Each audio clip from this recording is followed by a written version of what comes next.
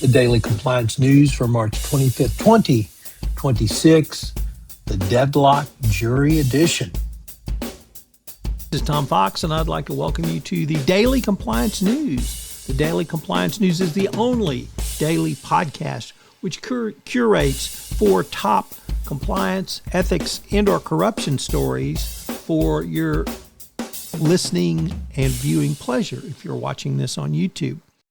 We begin with that story from the Ohio Capitol Journal, which reports that the jury in the First Energy case has reported to the judge that they are stuck and they can't agree on whether former executives committed bribery.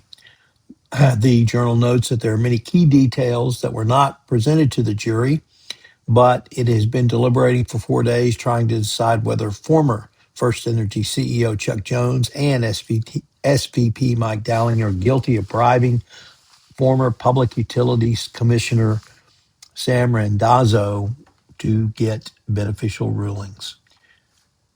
Next up, from the first of 2 stories from the Wall Street Journal, in this one by Edith Hancock, it reports that the EU competition chief says the decision on Google is coming ahead of U.S. tech meetings.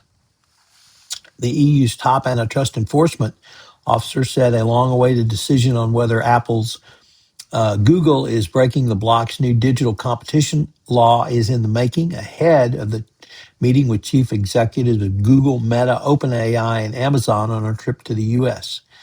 These are complicated cases, and she believes it's important to honor the commitment to take decisions based on evidence and to be fair in the rights of the procedures.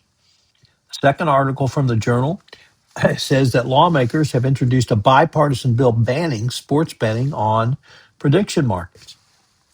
A bipartisan pair of U.S. senators introduced legislation to prohibit entities regulated by the CFTC, including prediction market exchanges Kalshi and Polymarket, from listing contracts relating to sports events.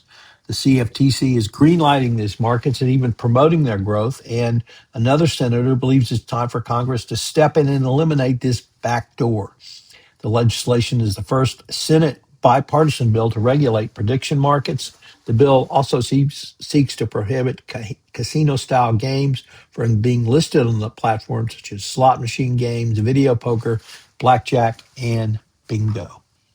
And our final story comes to us from the Financial Times, which reports that traders made bets worth $500 million on oil markets within 15 minutes before Donald Trump posting his announcement touting productive talks, where Taco Don himself backtracked on further attacks on Iran. So you think there was any conflict of interest there? Well, it's the Trump administration, so who knows? The Daily Compliance News is a production of the Compliance Podcast Network and a proud member of C-Suite Radio. Thanks so much for listening. I hope you'll join me again tomorrow.